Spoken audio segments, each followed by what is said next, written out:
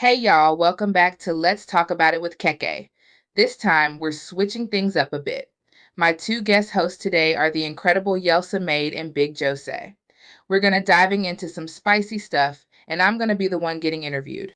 I want to show y'all who I really am, my personal story, how I got to where I am now. Give it up for my co-hosts. Hello, it's your girl Big Joe Che, aka the biggest, and we gonna be getting into some things with Miss CEO herself, Miss Keke. OMG, abso-fucking-lutely. Let's take these people on a trip back in time. So, hit me with that first question, girl. So Keke, what made you want to be an IMVU celebrity and come into the industry? That's right, girl. I wanted to get into the industry for two reasons. First of all, I love music. And you know what? My personality is built for this, LOL. I was born to shine and blaze the stage. I just knew I had that extra something special that makes people notice and remember me. What were some challenges did you have to face in this industry and that you could still possibly still be facing till this day? And how did you overcome those challenges? Because we all know it can be tough out there. You know what? When I first entered the industry, I had to deal with some real ups and downs. Labels were telling me no left and right, but that wasn't the worst part. Some of them were even asking me to do things that I wasn't comfortable with. For me, the answer was a strong no. I believe that setting boundaries and having self respect is crucial for success in this industry. Otherwise, people will try to take advantage of you. Girl, I overcame those challenges by setting high standards for myself. Instead of just taking whatever they throw my way, I've learned to pick and choose the best opportunities for me. Setting boundaries has been a game changer for my career and life in general. That is true. Even though I slept my way to the top, but that's another story. That's good. BSFF, love that, because these MFS will eat you alive. My next question, being in the industry, do we feel there's a support outlet for those who's new coming in the industry, or do you feel you was forced to figure things out on your own? Girl, when I entered this industry, I realized it was a doggy dog world. Nobody was giving handouts, but when I met you, my perspective changed. You took me places my management at the time couldn't. And I'm forever grateful for taking me under your wing. Girl, let me tell you, she hooked me up with my second record deal at Gucci Entertainment, and I was booked for shows back to back, all thanks to her. But now I feel like the newcomers are receiving handouts left and right. When we came up, we had to put in the damn effort to get on stage and perform. We had to sell out shows before anyone would give us a second look. Before I entered the industry, I was a stripper. Hey, It's crazy because motherfuckers was really on that pole trying to figure out the next step in life then to just make it big overnight really makes all that hard work pay off. Shit, you gotta start somewhere, right? Facts, I started and kept going, never had to ask any hoes, nothing. If one couldn't afford my role play, I didn't log back on until I could afford to stack how I wanted to be. That was low-key, a little bit of stripping was my outlet for a while. On IMVU, my second year in, I didn't spend a dime. It was my chase of freedom in a way. It's really wild because all I had was stripper fits and I made them count. Whew! Honestly, it was a blast back then, but times have changed. I'm happily married now, so stripping is off the table, girl. Those guys are holding onto their wallets tight these days. It seems like they only want to pay up if they're getting some in return. LL. Hey Keke, what's something that people don't know about you that you wish they did? A lot of people think I've got 10 kids running around, but I only have one, I swear. LOL, I'm not Keke Wyatt, girl.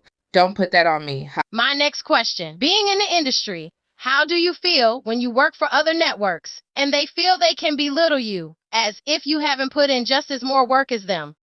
Yeah, that's a good question. In my opinion, a person can only take so much disrespect. I always say that if something's bothering you, it's best to address the network owners personally before making a big public issue. I've been on several TV shows like Bad Girls Club, Baddies, Impact New York, Women with Ambition, and others. If you feel like you're not being respected, it's best to move on to the next thing.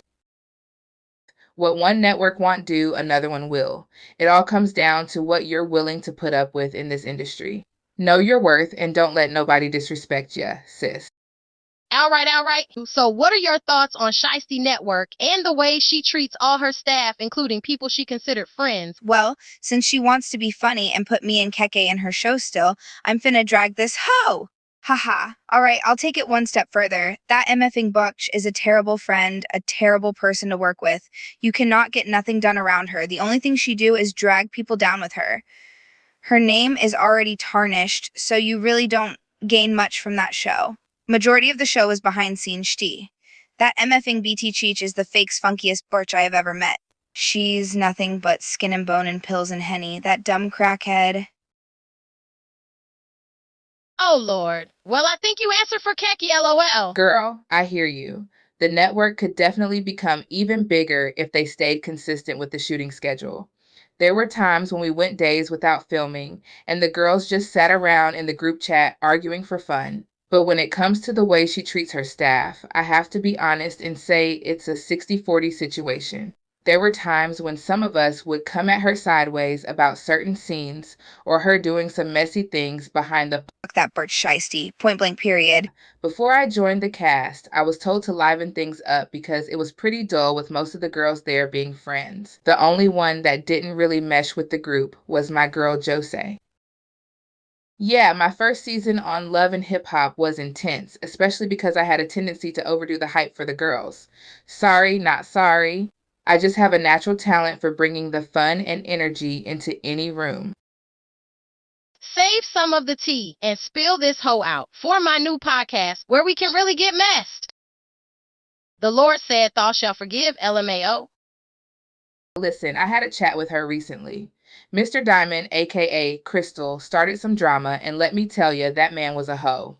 Crystal started a lie saying me and Jose said some nasty things about Shishi, but everyone knows we didn't click with her in the first place. On top of that, the beach begged me to come on my podcast. Girl, can you believe it? That was trying to do inside jobs, I think. Cause why he DM'd me too.